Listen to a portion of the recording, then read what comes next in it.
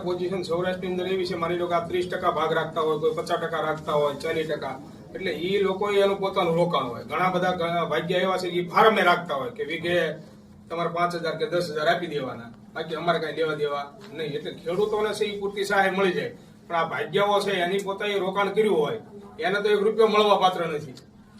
ખરેખર મહેનત, મજૂરી અને બિયારણ આ બધી જે વસ્તુ છે એ તો ભાગ્યની ગઈ હોય, એટલે એને કઈ મળવા પાત્ર આખા સૌરાષ્ટ્રમાં મૂળભૂત ખેડૂત છે એ ખેતી કરતા નથી. ભાગ્યા તરીકે લાવ્યા હોય તો એનું કોઈ રજીસ્ટ્રેશન થતું નથી, એનો કોઈ કાયદો નથી, એનો કોઈ ઓલું નથી.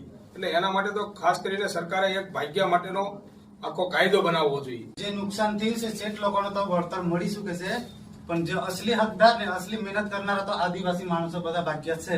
અમે મહેનત કરીએ છીએ સાહેબ, જો એવી કે અમે રાત દિવસ કામ કરીએ.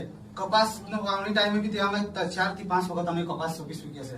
અને અત્યારે એવું છે કે વરસાદ થયો તો હું તો ખેતરના સેટે બેઠો બેઠો હું રડી બનતું, કેમ કે કોઈ વર્ષ એવું ના થતું કે અમારે હું 35 વીઘા જમીન, અમે મારો ભાઈ ને મારા ઘરના 3 જણા 35 વીઘા જમીન વાવીએ છે. તો કપાસ એવું ઉગી છે કે હમણાં તમે મેં વિચારતા કે 800 થી 900 મણ થઈ શકે છે. તો હમણાં અમારે એટલો બધો પહેલી વીણી પૂરી કરી નાખી, તેમાં 150 થી 200 મણ કપાયેલો છે. તો અમારે શું લેવું એમાં કોઈ હિસાબ, એમાં અમને કઈ વધે ના. અમારે ઉપર ત્યાંથી ઘરે જશું કે છોકરા લોકો તો મજૂરી કરવા જશે તો કઈ લઈને આવશે, એવી ઘરેથી બી આશા પછી અમારે એવી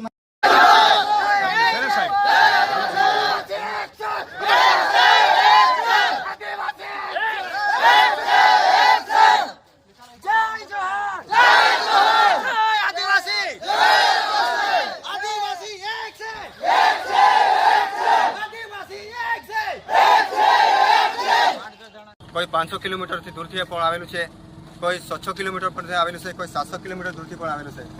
તો અમારે આ જેટલા લોકો પણ અહીંયા આવેલા છે એમને ખેડૂતને તો સહાય મળી શકશે, પણ એવી જ રીતે અમે રાત દિવસ એક કરીને અમારે જીવન ગુજારીએ છીએ, મહેનત મજૂરી કરીને. તો અમારી માંગ એ છે જેવી રીતે ખેડૂતને જે સહાય મળે છે એવી જ રીતે અમને પણ મળી શકે એવી અમારી માંગ છે. જય આદિવાસી, જય જોહાર.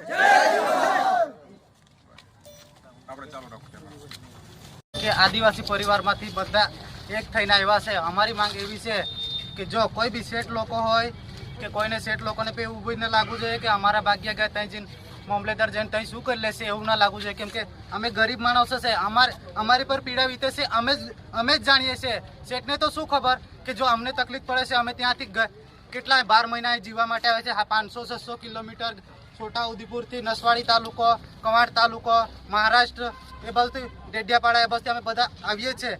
તો કોઈ બી માણસને ભાગ્યાની 100% ભાગ્યાને સહાય મળવી જોઈએ.